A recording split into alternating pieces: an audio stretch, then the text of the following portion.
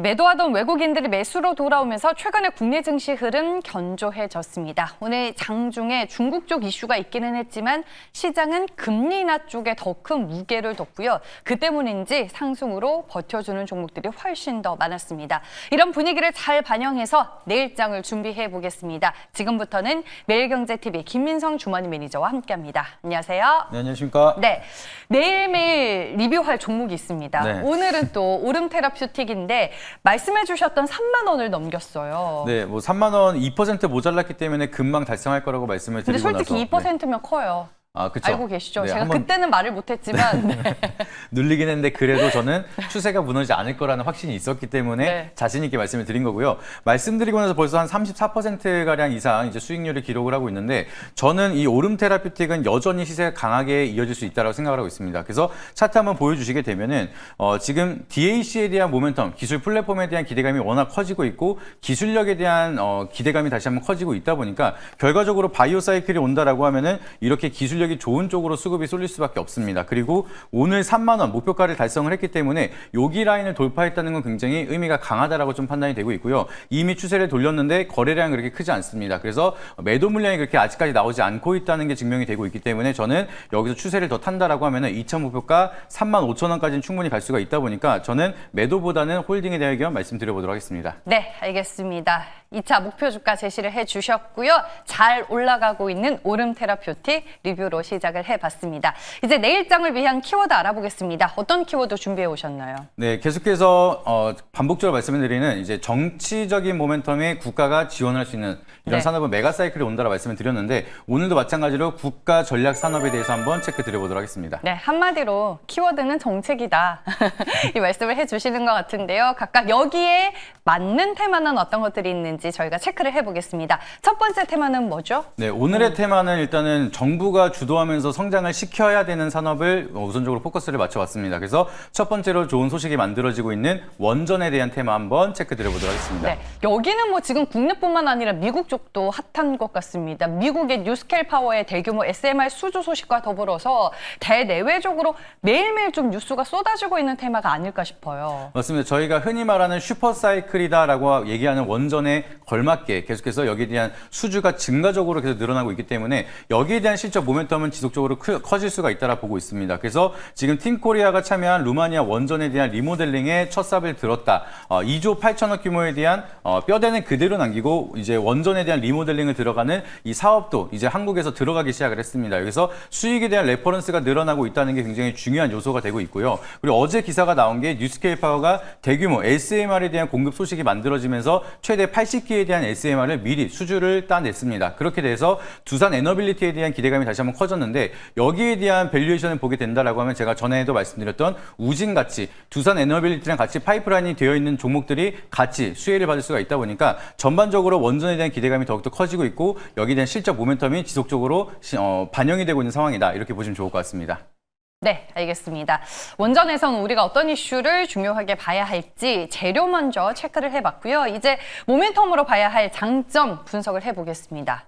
네, 가장 커다란 장점은 원전은 국내뿐만 아니라 글로벌적으로 모멘텀이 굉장히 커지고 있다. 이 부분이 가장 중요한 장점인 것 같습니다. 방금 말씀드린 것처럼 뉴스케일 파워를 기반으로 해서 글로벌 수주가 늘어날 수 있는 장단점이 있고요. 그리고 한수원을 기반으로 해서 여러 가지 국가의 체코 원전 이후에도 수주가 늘어난다라고 하면은 다양한 수익 파이프라인을 통해서 성장할 수 있는 기업들이 굉장히 많다는 점, 이게 가장 중요하다라고 보시면 좋을 것 같습니다. 그리고 이거보다 더 중요한 게 결과적으로 우리가 기다리고 있는 거는 SMR에 대한 모멘텀을 기다리고 있는 상황인데 이 SMR에 대한 상용화를 가장 필두로 선두주자를 진행하고 있는 뉴스케일 파워가 벌써부터 상용화가 되기 전부터 수주를 이어내고 있다는 거는 여기에 실적에 대한 파이프라인을 가지고 있는 기업들은 먼저 기대 선반영으로 올라갈 수가 있다는 점이 가장 커다란 장점이라고 보시면 좋을 것 같습니다. 네, 알겠습니다. 장점이었고요. 단점으로 유념해야 할 부분은 뭐가 있을까요? 가장 커다란 단점은 결과적으로는 이 기술을 선도하는 게 미국이라는 게 지금까지는 단점이라고 보시면 좋을 것 같습니다. 방금 말씀을 드린 것처럼 뉴스케일 파워가 SMR SMR에 대한 상용화를 가장 선두주자로 달려가고 있는데 미국 내에서도 다른 경쟁업체 대비해서 뉴스케어 파워가 거의 최고라고 보고 있습니다. 그래서 이 기술을 한국이 따라가기에는 아직까지는 시간이 걸리고 지금 당장은 역전하기가 어렵다라는 거는 다들 알고 계시기 때문에 우리는 이제 기술력을 기반을 통해서 수주를 같이 나눠가는 파이프라인 구조로 이제 기대를 할 수가 있기 때문에 뉴스케어 파워에 대한 모멘텀보다는 비교적 한국에 대한 원전 주식은 조금 더 약할 수가 있다. 이게 첫 번째 단점이라 보시면 좋을 것 같고요. 마찬가지로 이제 직접적인 수주보다는 간접적인 수주에 대한 모멘텀만 가지고 있다 보니까 이제 원전에 대한 모멘텀은 미국보다는 조금 약하다. 하지만 그럼에도 기대감이 커지고 있기 때문에 슈퍼사이클은 무시 못한다는 점도 같이 참고해 보시면 좋을 것 같습니다. 네, 알겠습니다. 첫 번째 테마 국가전략산업안에서 원전으로 저희가 살펴봤고요. 다음 두 번째로 가보겠습니다. 어떤 테마인가요? 네, 두 번째로 또 국가가 도와줘야 커다란 성장을 할 수 있는 대표적인 테마가 바이오이기 때문에 바이오에 대해서 한번 말씀드려보도록 하겠습니다. 바이오는 지금 이벤트가 많이 대기를 하고 있습니다. 당장 9월에는 세계 폐암학회, 10월에는 유럽 종양학회가 대기를 하고 있잖아요. 맞습니다. 지금 매달 연말까지 여기에 대한 이벤트가 지속적으로 이어지고 있는 상황이기 때문에 여기에 대한 모멘텀에 따라서 계속해서 기대감이 커질 수가 있을 거로 좀 바라보고 있습니다. 그래서 암학회 시즌이 왔기 때문에 방금 말씀 주신 것처럼 세계 폐암학회는 이번 달에 진행을 하게 되고요. 유럽 종양학회는 10월 달, 면역항암학회는 11월 달, 미국 혈액학회까지 12월 달에 있습니다. 그래서 연말까지 학회가 지속적으로 있기 때문에 바이오 기업들은 여기에 마케팅 효과를 볼 수가 있으면서 지금까지 얼마나 이제 임상 결과를 만들었는지 여기에 대한 좀 어필할 수 있는 시간이 있다 보니까 이런 시기가 늘어난다라고 하면은 시장에 대한 기대감이 다시 한 번 더 맞물릴 수가 있다 보니 바이오는 지속적으로 좀 관심 있게 보시면 좋을 것 같고요. 그리고 이제 이번에 만들어진 이벤트가 금리 인하에 대한 점도표가 9월 인하가 96%까지 올라갔습니다. 그렇기 때문에 기정화 사실이 된 금리 인하 속에서 다시 한번 기대감이 커지고 있는 바이오, 그리고 추가적으로 생물보안법이 다시 한번 연내 통과된다는 기대감이 만들어지고 있기 때문에 이런 이벤트까지 맞물리게 된다라고 하면 연말까지도 바이오에 대한 사이클이 좀 더 길게 갈 수가 있다는 점도 참고해 보시면 좋을 것 같습니다. 네, 하반기는 뭔가 바이오를 둘러싼 환경이 좀 많이 좋아질 것 같다라는 느낌이 듭니다. 바이오의 시간이 오고 있는데 그 안에서 우리는 어떤 장점을 더 유의해서 봐야 될까요? 네, 최근 들어서 바이오에 대한 트렌드를 보시게 되면은 계속해서 라이센스 아웃을 지속적으로 하고 있습니다. 뭐 플랫폼 기업도 그렇고 신약 개발 기업도 그렇고 라이센스 아웃을 활발하게 진행을 하면서 돈을 벌고 있는 기업들이 너무나 많아지고 있다는 게 커다란 장점이라 보시면 좋을 것 같고요. 이 라이센스 아웃을 하게 되면은 임상에 대한 주체 자체가 글로벌 빅파마로 넘어가기 때문에 갖고 있는 기술에 대한 개발 속도가 굉장히 빨라질 수가 있다는 게 커다란 장점이다라고 보시면 좋을 것 같습니다. 그리고 우선적으로 임상이 끝나지 않더라도 선 지급이라든지 임상 단계에 따른 이제 마일스톤을 수령할 수가 있기 때문에 수익화가 비교적 빠르게 진행이 될 수가 있다는 게 과거에 바이오 같은 경우에는 돈을 못 번다라는 인식이 있었는데 이제는 돈을 버는 기술 빅파마 기업들이 만들어지고 있다 보니까 트렌드가 완전하게 바뀌었다. 그러면은 실적을 기반해서 미래가치 프리미엄을 얹을 수 있는 메가 사이클이 올 수 있는 기업들이 늘어나고 있다는 게 지금 바이오 중에서 가장 중요한 사이클이라고 보시면 좋을 것 같습니다. 네, 알겠습니다. 반면에 리스크 요인은 뭐가 있나요? 네, 아까 잠깐 말씀을 드린 게 단계별로 수령을 한다라고 말씀을 드렸는데 뭐 최종 수주 금액이 뭐 1조가 넘어간다 얘기를 하더라도 임상 단계에 따라서 이제 지급을 받기 때문에 한 번에 받는 게 아닙니다. 그래서 일부 수령을 받는다 하더라도 지속적으로 임상 개발을 진행을 하면서 새로운 물질 개발도 연구를 해야 되기 때문에 사실상 이게 완전한 상용화가 되기 전까지는 바이오 기업은 남는 돈이 없다는 점, 이게 조금 아직까지는 리스크라고 보시면 좋을 것 같고요. 완전한 상용화가 되기 전까지는 좀 재무적표에 대한 리스크는 지속적으로 존재한다는 점이 여전히 바이오에 대한 리스크긴 하지만 그래도 트렌드 자체가 실적이 찍히는 기업들이 늘어나고 있다는 점도 참고해 보시면 좋을 것 같습니다. 네, 알겠습니다.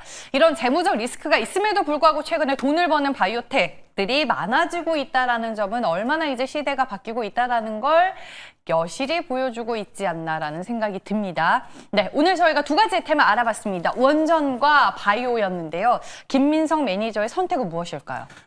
사실 코스닥에 대한 시장이 올 거라고 좀 계속해서 말씀을 드렸는데 네. 둘 중에 하나가 대장을 할 것 같긴 합니다. 근데 요새 들어서 트렌드가 약간은 이쪽으로 쏠리고 있기 때문에 오늘은 바이오를 한번 선택해 보도록 하겠습니다. 네, 바이오를 픽해 주셨습니다. 많고 많은 바이오 종목 안에서 어떤 종목을 봐야 될까요? 네, 제가 오늘 이제 앞에서 설명을 드렸던 오름 테라피틱 같은 경우에는 DAC에 대한 ADC 플랫폼의 혁신자라고 하면은 이거는 ADC 플랫폼에 대한 최강자, 오리지널 강자라고 보시면 좋을 것 같습니다. 그래서 오늘 소개드릴 종목은 니가켄 바이오에 대해서 한번 말씀드려보도록 하겠습니다. 네, ADC로 대표되는 기업입니다. 이번 세계 폐암학회에 참여를 하죠.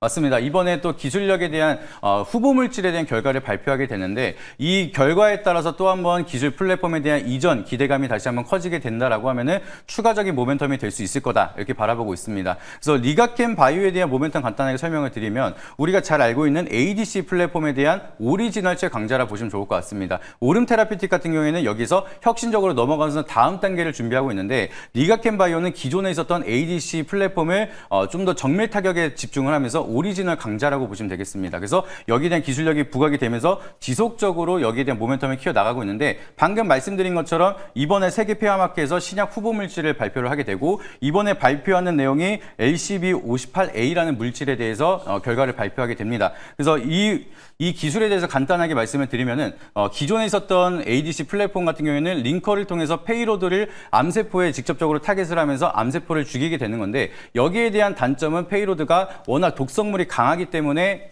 혈액이 결합이 된다라고 하면은 부작용이 굉장히 컸습니다. 근데 이번 스마트 링커를 도입을 하게 된다라고 하면은 암세포만 공격하고 나서 스마트 링커는 절단해 버린 다음에 혈액에 접합되지 않도록 이제 사후 관리까지 되는 업그레이드되어 있는 ADC 플랫폼이라고 보시면 될 것 같은데 여기에 대한 결과가 다시 한번 잘 나온다라고 하면은 추가적인 기술 이전에 대한 기대감이 커지게 되면서 모멘텀이 굉장히 크게 부각이 받을 수가 있다 보니까 이번 학회에 대한 결과를 우리가 한번 이벤트 삼아서 계속 지켜보면서 기대감의 추가적인 반등이 나올 수 있는 구간이다 이렇게 보시면 좋을 것 같습니다. 네, 시총이 커지면서 또 상대적으로 무거워진 종목인데 가격 전략은 어떻게 봐야 될까요? 네, 현재 가격에서는 단기적인 조정을 받고 있지만 추세가 다시 돌린다라고 하면은 상방으로 좀 크게 열릴 수가 있습니다. 그래서 동사도 마찬가지로 넥스트 트레이드로 접근이 가능하다 보니까 현재가로 편입 말씀드려보도록 하겠고요. 여기서 반등이 나온다라고 하면 저는 최고가가 16만 8,500원인데 여기 라인은 충분히 돌파할 수 있을 거라 바라보고 있습니다. 그래서 1차 목표가는 17만 원 제시드리도록 하겠고요. 손절가 라인은 13만 6천 원 제시드리도록 할 테니까 가격 전략 참고해 보시길 바라도록 하겠습니다. 네, 다시금 전고점 돌파가 가능하다라고 기술적인 부분 분석을 해주셨고요. 세계 폐암학회에만 참여를 하는 게 아니라 유럽 종양학회에도 참여를 할 예정입니다. LCB141A 중간 결과 업데이트가 되니까 뭐 하반기에 가지고 있는 이벤트들 여러분들 잘 체크해 두시길 바라겠습니다. 오늘은 어제 못하신 무료 방송 하실 거죠? 네, 오늘은 무료 방송 진행할 예정이고요. 최근 들어 제가 바이오에 대해서 모멘텀을 자주 많이 체크를 드리고 있는데 오늘도 마찬가지로 ADC 플랫폼에 대해서 뭔가 궁금하시다라고 하시면은 여기서 시원하게 풀어드리도록 하겠습니다.